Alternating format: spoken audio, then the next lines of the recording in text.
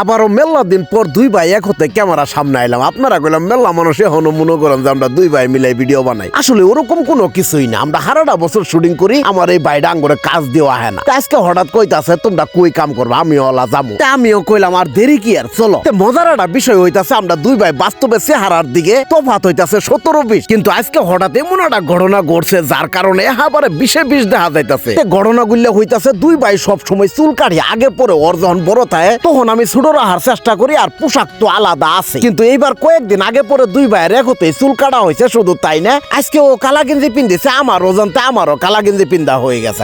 এই কারণে দেখতে আজকে আবার 19-20, 20-20 দেখা যাইতাছে। সব জমজ বাচ্চারা একরকম ভাবে থাকবে চাইলে আমরা সবসময় আলাদা ভাবে থাকবে চাই। দুই ভাইয়ের যেন দুই রকম দেখা যায় ওইভাবেই চলবে চাই, কারণ ওর কাস্টমার খালি আমারে ধরে, আমার দর্শক খালি ওরে ধরে।